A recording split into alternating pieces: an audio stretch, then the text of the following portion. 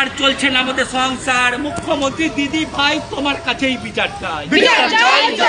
শিক্ষক মোরা জঙ্গি না, আইন কানুন ভাঙছি না, বিচার করো দিদি ভাই তোমার কাছেই বিচার চাই। শিক্ষকেরা রাস্তায় পোড়া কপাল হায় হায়, লক্ষ্মী বোঝেন দিদি ভাই তোমার কাছেই বিচার চাই।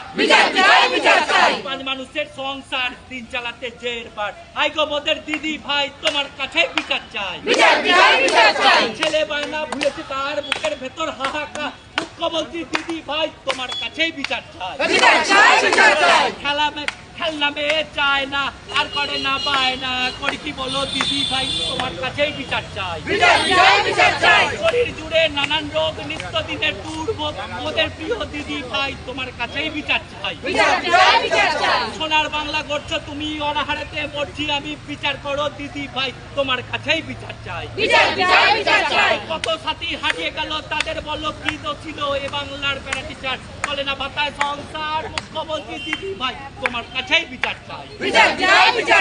কত সাথী হারিয়ে গেল তাদের বলো কি দোষ ছিল, এই বাংলার প্যারা টিচার মুখ্যমন্ত্রী দিদি ভাই তোমার কাছেই বিচার চাই। অথচ বুকে আমার বাপ পড়ে থাকে চুপচাপ, পাচ্ছি না আর দিদি ভাই তোমার কাছেই বিচার চাই। অথচ বুকে আমার বাপ পড়ে থাকে আর চুপচাপ, পাচ্ছি না আর দিদি ভাই তোমার কাছেই বিচার চাই।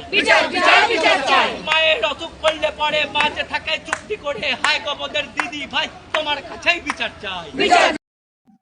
এই স্লোগান শুধু স্লোগানই নয়, এই স্লোগান হলো ধুকে ধুকে মরতে যাওয়া মানুষের আত্মনাদ। এই মৃতপ্রায় মানুষদের আত্মনাদ কি মাননীয়ার কান পর্যন্ত পৌঁছায় না? আর যদিও বা পৌঁছায়, মাননীয়া কি শুনতে চান না, নাকি শুনেও না শোনার ভান করেন? মাননীয়া দিদি, আপনি তো মামাটি মানুষের সরকার, কিন্তু আপনার এ কেমন বিবেক?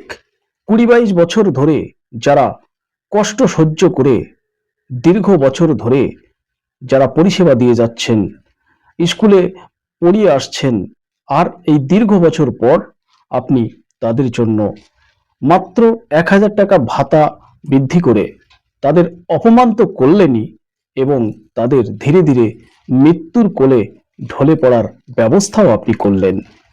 মাননীয়া দিদি, পার্শ্ব শিক্ষকরা কিন্তু আপনার বিরুদ্ধে নয়, আপনার সরকারের বিরুদ্ধেও নয়। আপনি তাদের প্রতি যে অবিচার করছেন, তারা আপনার করা সেই অবিচারের বিরুদ্ধে। মাননীয়া দিদি, দীর্ঘ বছর পর আপনি তাদের জন্য যে অপমানজনক 1000 টাকার ভাতা বৃদ্ধি করলেন, দয়া করে সেই অপমানের 1000 টাকার ভাতা বৃদ্ধি আপনি উইথড্র করে নিন প্লিজ, এবং তাদের বেঁচে থাকার মতো সম্মানজনক একটা বেতন বৃদ্ধি করুন প্লিজ। আবারও বলছি, পার্শ্ব শিক্ষকরা আপনার বিরুদ্ধে নয়, আপনার সরকারের বিরুদ্ধেও নয়।